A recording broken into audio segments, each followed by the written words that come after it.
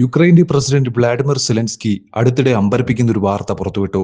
റഷ്യയ്ക്ക് വേണ്ടി പോരാടുന്ന 2 ചൈനീസ് പുരുഷന്മാരെ അദ്ദേഹത്തിന്റെ സൈനികർ കിഴക്കൻ ഡൊനെറ്റ്സ്ക് മേഖലയിൽ നിന്ന് പിടികൂടി. അതെ, നിങ്ങൾ കേട്ടത് ശരിയാണ്. യുക്രൈനിയൻ മണ്ണിലെ ചൈനീസ് പോരാളികൾ. സെലൻസ്കി അവരിൽ ഒരാളുടെ വീഡിയോയാണ് എക്സിൽ പങ്കുവച്ചത്. അവിടെ കൂടുതൽ പേർ ഉണ്ടാകാമെന്ന് സൂചന നൽകി. അതിന് പിന്നാലെ അദ്ദേഹം ചൈനയോട് ചോദിച്ചത് എന്താണ് ഇവിടെ നടക്കുന്നതെന്നാണ്.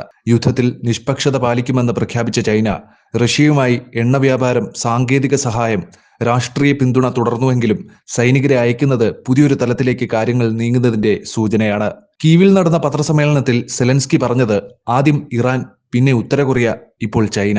നമുക്ക് എല്ലാവരോടും ഒറ്റയടിക്ക് നിൽക്കാൻ കഴിയില്ല. അമേരിക്കയും മറ്റ് രാജ്യങ്ങളും ഇതിൽ ഇടപെടണമെന്ന് പ്രതീക്ഷിക്കുന്നു. റഷ്യൻ പ്രസിഡന്റ് വ്ളാഡിമിർ പുടിൻ യുക്രൈന്റെ 20% പ്രദേശം കൈവശപ്പെടുത്തിയതായി പ്രഖ്യാപിച്ചു. ഖാർകിവ് മേഖലയിൽ മുൻനിരയിൽ യുക്രൈൻ സൈനികർ റഷ്യൻ ആക്രമണത്തിന് തയ്യാറെടുക്കുകയാണ്. സമാധാന ചർച്ചകൾ നിരാകരിച്ച പുടിൻ തന്റെ ആവശ്യങ്ങൾ നിറവേറ്റണമെന്ന് ആവശ്യപ്പെട്ടു.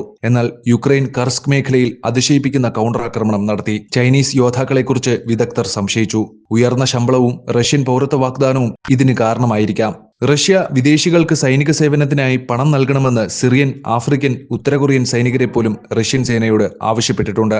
12,000 ഉത്തര കൊറിയൻ സൈനികർ റഷ്യൻ പ്രദേശങ്ങളിൽ പോരാടുമെങ്കിലും ഈ ചൈനീസ് യോദ്ധാക്കൾ നേരിട്ട് യുദ്ധക്കളത്തിലാണ് നിലയുറപ്പിച്ചിരിക്കുന്നത്. വിരമിച്ച അമേരിക്കൻ കേണൽ മാർക്ക് കാൻഷ്യൻ ഇത് വ്യക്തിഗത ലാഭത്തിനുള്ള പ്രവർത്തനമാണെന്ന് കരുതുന്നു. എന്നാൽ പ്രൊഫസർ മിഖായിൽ അലക്സീവ് ചൈനയുടെ കർശന നിയന്ത്രണം കാരണം ഇത് സർക്കാർ അനുമതിയില്ലാതെ സാധ്യമല്ലെന്ന് വാദിക്കുന്നു. ഏത് വിധേയനെയും റഷ്യയ്ക്ക് കൂടുതൽ സൈനികർ ലഭിക്കുകയും സമാധാന സാധ്യതകൾ കുറയുമെന്നുമാണ് പറയുന്നത്. സെലൻസ്കിക്ക് ചൈനയിൽ നിന്നുള്ള ഉത്തരം ആവശ്യമാണെങ്കിലും വിദഗ്ധർ പ്രതീക്ഷിക്കുന്നത് ബീജിംഗ് ഇത് നിരാകരിക്കുമെന്നാണ്. റഷ്യയുടെ ധാർഷ്ട്യവും ചൈനയുടെ സാന്നിധ്യവും യുദ്ധത്തെ അതിസങ്കീർണമാക്കുന്നു. പുതിയ സമാധാന ചർച്ചകൾ തടസ്സപ്പെടുമോ?